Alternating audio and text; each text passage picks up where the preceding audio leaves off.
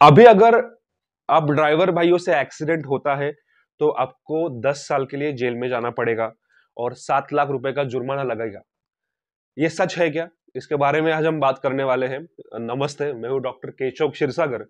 गए कुछ दिनों से हमारे पूरे देश भर के ड्राइवर भाइयों में एक डर का माहौल है और सबको एक ही सवाल है, एक ही चिंता है कि अभी अगर हमारे से एक्सीडेंट हो जाए तो हमको 10 साल के लिए जेल में जाना पड़ेगा और हमको 7 लाख रुपए का जुर्माना भरना पड़ेगा। ये कितनी सच बात है इसके बारे में आज हम बात करेंगे, लेकिन सबसे पहले मैं बता दूं कि मैं हिंदी में इसलिए बात कर रहा हूं क्योंकि अमूमन मैं मराठी में बात करता हूं, लेकिन जो भी हमारे सोशल मीडिया हैंडल्स है उस पे काफी सवाल आए हैं और उसमें के मैक्सिमम सवाल हिंदी में है और ये देश भर के भाइयों के ड्राइवर भाइयों की समस्या है, इसलिए मैं हिंदी में बात करने की कोशिश करता हूँ। मेरा हिंदी इतना अच्छा नहीं है, बट आई विल ट्राई, मैं कोशिश करता हूँ।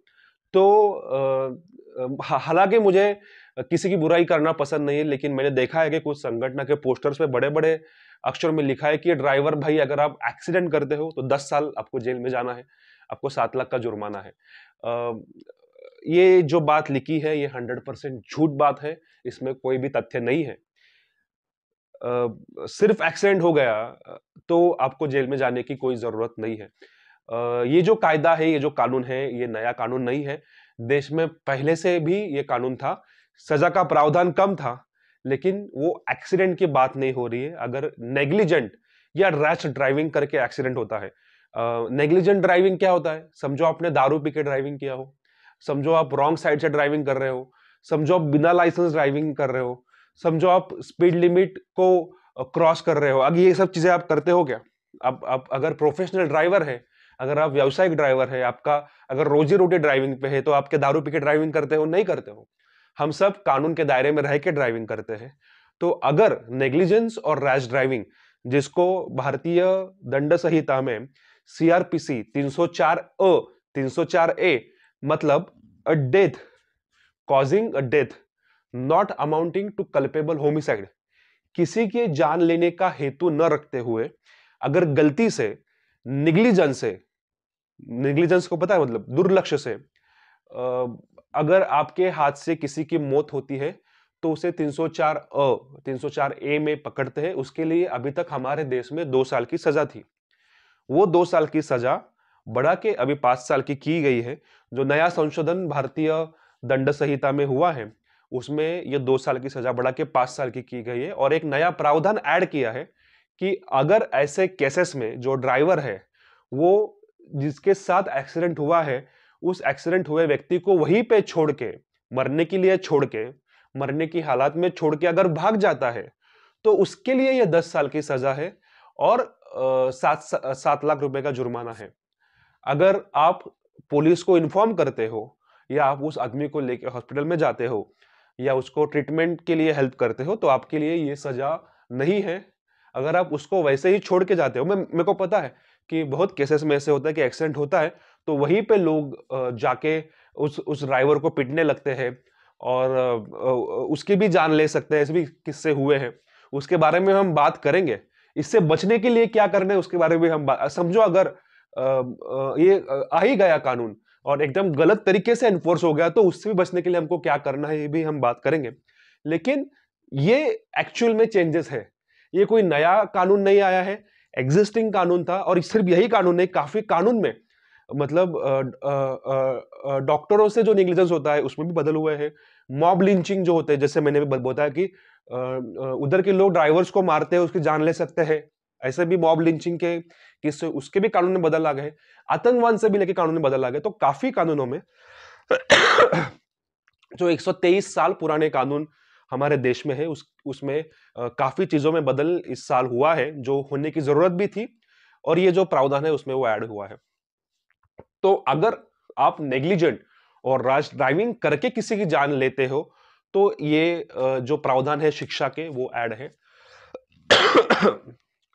तो मुझे नहीं लगता कि कोई ड्राइवर ये करता होगा और अगर ये कानून आते भी है तो ये ड्राइवर के लिए भी अच्छा है क्योंकि अमूमन जो एक्सीडेंट होते हैं ये ड्राइवर्स नहीं करते हैं, ये जो नौसिखिए होते हैं या जो बड़े बाप की औलादे होती है जिनको अभी अभी कार मिली है हाथ में बिना कुछ मेहनत किए, जिनको कॉलेज में है दारू पी के जिनको मस्ती मजाक करना है हाईवे पे, या बाइक्स मिले है स्पोर्ट्स कार, ये लोग या कल सीखे हैं गाड़ी और आज हाईवे पे लेके इनके वजह से होते हैं। और उनकी वजह से भी काफी बार हमारे ड्राइवर्स लोगों की जान जाती है, या फिर कोई बहुत देड़शाना ड्राइवर जिसको हम बोलते हैं कि जिसको हाईवे पे रेस लगाना है, जिसको ड्रिंक करके ड्राइव करना है, उसकी वजह से दूसरे ड्राइवर भाई की जान भी काफी मामलों में जाती है, क्योंकि ज्यादातर दिन के घंटे हम लोग रास्ते पे रहते हैं। तो अगर इस कानून का डर हर एक को बैठेगा तो जाने भी हमारी ही बचने वाली है। तो इससे डरने से अच्छा अगर इसके बारे में हम विस्तार से सोचे समझे, और ये कायदा आते वक्त इसके साथ क्या प्रिकॉशंस सरकार को लेनी चाहिए या हमने क्या मांग करना चाहिए, अगर ये समझे तो इसे डरने वाली कोई बात नहीं है। मांग हमें ऐसी करनी चाहिए कि जब भी ये कानून होगा, अभी तो ये लागू हुआ नहीं है, होगा तो मोस्टली 1 अप्रैल 2024, 1 अप्रैल 2024 से ये लागू होने की शक्यता है। जब होता है तो हमें ये मांग सरकार से करनी चाहिए कि जैसे अभी 304 ए ये बेलेबल ऑफेंस है, मतलब अगर आपसे नेग्लिजेंस के वजह से एक्सीडेंट होता भी है तो ये बेलेबल ऑफेंस है, आप जाके पुलिस स्टेशन से ही जमानत ले सकते हो। उसके लिए आपको कोर्ट में जाने का जरूरत नहीं है, आपको अरेस्ट नहीं कर सकते, आप पुलिस स्टेशन से जाके ही जमानत, जिसको टेबल जामीन बोलते हैं नॉर्मल लैंग्वेज में, टेबल जमानत, आप वहां से लेके जा सकते हो। तो यही प्रावधान जो ये जो नया संशोधन है जिसमें सजा बढ़ाई है, उसमें भी यही होना चाहिए कि टेबल जामीन होना चाहिए, जहाँ पे बेल इज द राइट।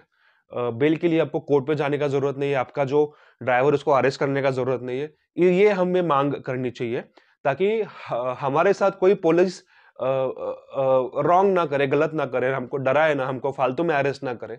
इसलिए ये सेक्शन है जो वो अवेलेबल होना चाहिए, ये हमारी मांग होनी चाहिए। उसके साथ ही हमारी मांग होनी चाहिए कि बाकी की जो हमको सुविधा है वो मिलनी चाहिए। अगर वहां पे ड्राइवर्स पे ऊपर कोई अटैक करता है तो उनको भी कड़क सजा होनी चाहिए। नेग्लिजेंट ड्राइविंग, या समझो अगर एक्सीडेंट होता है तो वो बंदे को, पुलिस को या मैजिस्ट्रेट को कैसे इन्फॉर्म करना है, कैसे बताना है एक्सीडेंट हुआ है।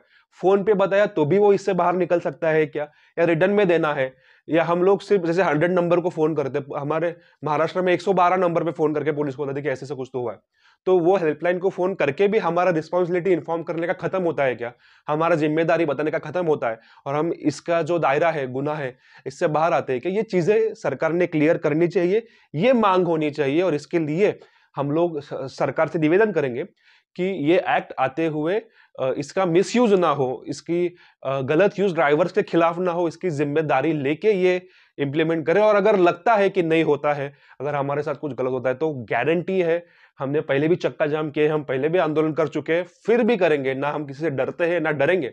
जो हमारे गौर गरीब जो कष्टकरी है उनके हित में जो होगा वो निर्णय हम जरूर लेंगे। लेकिन अभी यह समय आया नहीं है, अभी डरने का समय आया नहीं है, अभी खाली फोकट केसेस लेने का समय आया नहीं है। अभी तक हमें लगता है कि दूर है पानीपत, अभी तक युद्ध शुरू नहीं हुआ है, शुरू होगा तो हम गारंटी रास्ते पे उतरेंगे। लेकिन अभी बवाल बखेड़ा खड़ा करने का जरूरत नहीं। लेकिन हम ये भी हमारी जिम्मेदारी समझते हैं कि हमें कामगार संगठन है, और ये भी हमारा उत्तरदायित्व है कि अगर कोई संगठन, अगर कोई जेन्युइन संगठन जो सचमुच में संगठन है, जो सचमुच में ड्राइवर्स के और गरीब लोगों के हित की बात करते हैं, अगर उनके नेताओं ने यह निर्णय लिया है बंद रखने का, तो हम उनका विरोध बिल्कुल नहीं करेंगे। सिर्फ उनसे एक ही गुजारिश होगी कि आप ना कोई हिंसा का प्रयोग करें, और ना ही कोई केसेस आपके ऊपर ले, और ना ही कोई गरीबों का नुकसान करे। अगर आप बंद रख रहे हैं तो हम आपको सपोर्ट करेंगे, वी आर विथ यू। क्योंकि हर एक ड्राइवर को, हर एक गरीब को आज ये समझना चाहिए कि हम लोगों को एक साथ खड़ा रहने का, हमारे हक के लिए लड़ने का जरूरत अभी आया है।